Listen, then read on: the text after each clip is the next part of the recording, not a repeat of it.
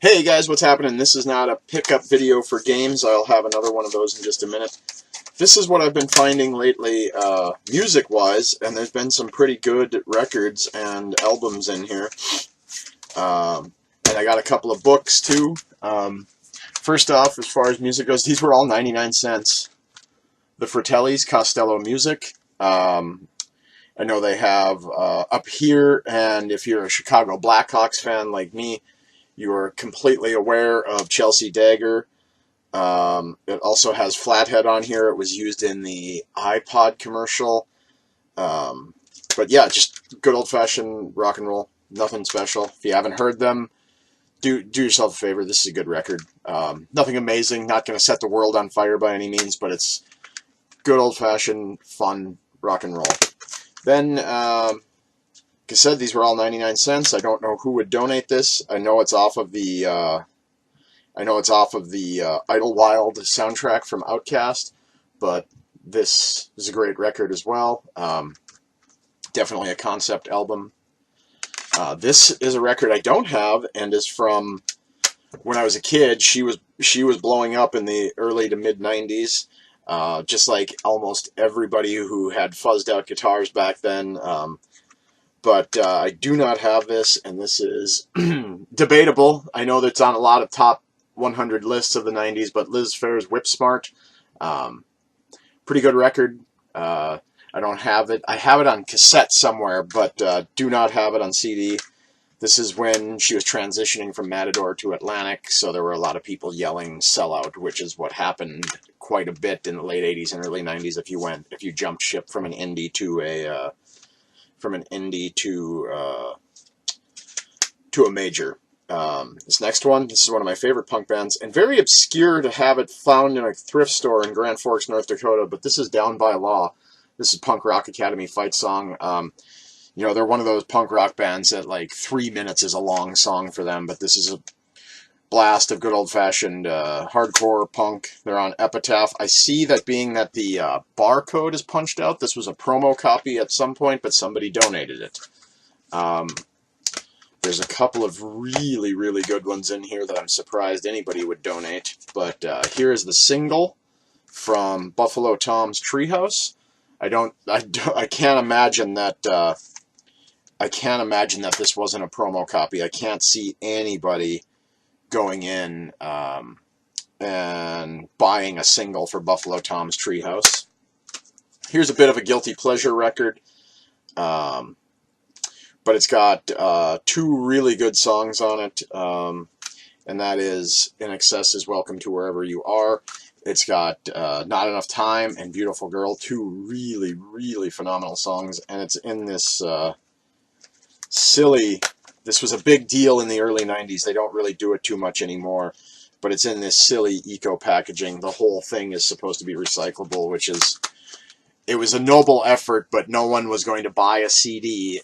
Back then, anyways, when this record came out, was at 92. No one was going to buy a CD back then. At least anybody that I knew was going to buy a CD, keep the disc, and then recycle the packaging.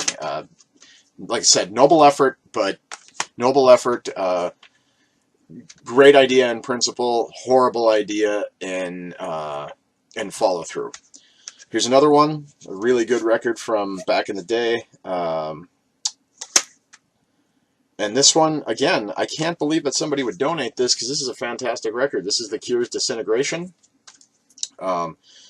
Really glad to get it. I am not even a closet Cure fan. I love The Cure. This is another one I have on cassette, but it'll be easier to convert to MP3, because I'm not going to go to the trouble of hooking up my tape deck to my computer and convert them to MP3. For 99 cents, this is a lot easier. Here's another one that I'm shocked that somebody would donate. Not because it's tough to find by any means, but it's like, do you not have 2 ears and a soul? I mean, this is fucking Joan Jett and the Blackhearts' greatest hits. This is not just an awesome Guilty Pleasures record, but an awesome record. I mean, the stuff that's on here: Cherry Bomb, Bad Reputation, I Love Rock and Roll, Crimson and Clover. Her cover of Crimson and Clover is amazing. There's 3 different versions I know of. There's the Tommy James and the Shondells. I think that's the original. That's phenomenal. There is the Bangles cover, which is also phenomenal, and the Joan Jett version. And I know the Bangles probably most famous cover was that Simon and Garfunkel song, Hazy Shade of Winter. But yeah, this is a really good greatest hits album. I'm glad to get it. All right, here is one that made me sad to find, and made me sad to think about what could have been had this poor guy been able to beat his addictions and overcome that, because he was a brilliant stand-up comedian. I saw him 3 times here in Grand Forks. Got drunk with him at his last show. But this is Mitch Hedberg's Strategic Grill location. It's kind of a glare there. But Mitch Hedberg was a phenomenal stand-up comic, very deadpan. If you don't know who he is, look up his stuff. He's awesome. Then there was 2 really awesome finds at the thrift store. These guys are one of my favorite bands ever, and I'm surprised to find it in a Goodwill store in Grand Forks, North Dakota, because this is one of those bands that even budget music, they're a phenomenal record shop, but even they're not going to stock this because it's fairly, not obscure, but fairly specific. They are an instrumental band. They do have some songs with lyrics very much in the vein of Mogwai. You can tell they listen to a lot of Mogwai and Explosions in the Sky, maybe even a little Godspeed You Black Emperor, but definitely an instrumental band, very heavy instrumental band, and this is Pelicans, What We All Come to Need. Pelicans, City of Echoes, and the Fire in Our Voice Will Beckon the Thaw. Those are 2 phenomenal records. I think Fire in Our Voice came out, or Fire in Our Throats Will Beckon the Thaw. Can't remember if it's Fire in Our Voice or Fire in Our Throats. But those are 2 phenomenal records. Back when I did a lot more music reviewing on my website, Pelicans, it was Pelican and Atmosphere. That was 2005, I believe. You Can't Imagine How Much Fun We're Having, and Pelicans, The Fire in Our Voice Will Beckon the Thaw. Those 2 records were in very, very heavy playthrough. There was 3 albums that came out that year that I listened a ton of, and that was The Hold Steady, Separation Sunday, Atmospheres, You Can't Imagine How Much Fun We're Having, and Pelican. Those 3 records were very, very, very close dead heat for what I call Destroyer of the Year. And speaking of Destroyer, I did not take the name from this, but this is an amazing album. I know my buddy Ike is a big, big Destroyer fan. This is Destroyer's Rubies. Again, fairly obscure and specific for Grand Forks to find in a thrift store. I can't imagine who would donate these records. I call them records. I know they're CDs. Don't correct me. Then went over to Ferguson Books to check out what they had, and they had a pretty decent sale going on. So I picked up League of Denial. It ended up being like $9. This is brand new, 50% off. Mark Fainaru-Wada and his brother Steve Fainaru, these guys are well-respected journalists. If you haven't seen the Frontline episode called League of Denial, this is pretty much how the NFL knew that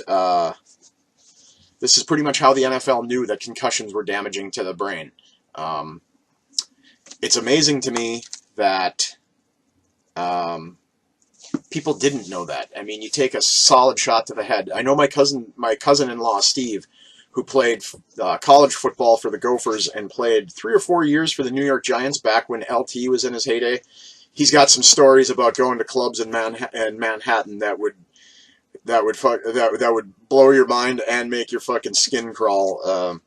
My cousin Steve does. He played also for what I think they were called the Chicago Blitz in the USFL. So yeah, and Steve had a lot of concussions, and he could back me up on this. They would just tell you to go back out there and play.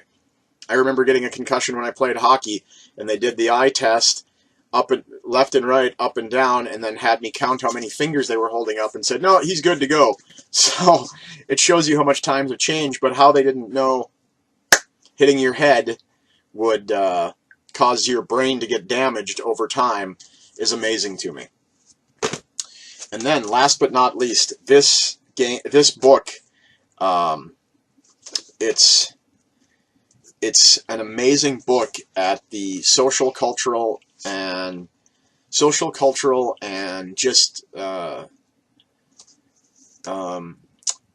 entertainment impact that video games have had. This is Russell DeMario's Reset, Changing the Way We Look at Video Games. It's a phenomenal book. It's about video games in general, but it sort of breaks down the stereotypical myths and you know, that they're addictive, they're a waste of time. Clearly they're addictive. It's a form of entertainment. But at the same time as it being entertainment, it's a form of artwork. You can't look at a game like Ori and the Blind Forest and say it's not art. You can't look at a game like Okami. Like, Okami is amazing. You could just take still shots of Okami, put them through a really good printer, and have brilliant artwork in your house from that game. So you can't look at those and say it's not artwork. The people who game get this bad rap that we're losers and we're nerds, and yes, we are nerds. But Reset really delves into that, and this is really a must-read for any video gamer and anybody who's on the fence about, you know, like, passing judgment on people who play video games. So, yep. So I picked up a couple of books, a stack of albums. So yeah, this is just a sort of a random music pickup. I did say that this channel was going to be dedicated to music, books, movies, etc. I haven't done a music and book one in a while, so got a nice stack of albums to listen to and a couple of new books. I'm currently reading, let's see, it's on the shelf over here, Thomas Ricks' Fiasco about the war in Iraq, and I'm rereading No One Would Listen. It's a book by Harry Markopolos about the Bernie Madoff scandal. So yeah, I'm kind of a nerd when it comes to reading. They're certainly subjects that fascinate me. And then I always go back to my standbys, the ones that make me laugh, like Robert Hamburger's Real Ultimate Power, The Guide to Becoming a Ninja in the 21st Century. I also have Frank Kelly Rich's Tales of the Modern Drunkard. And it's sort of a, if you're going to be a drunk, it's sort of a guidebook on how to do it and be classy. And then last but not least, Maddox's Alphabet of Manliness. Those are three sort of fun books that are quick reads and really fun and hilarious. So thanks a lot, guys. Gaming pickup video coming as well.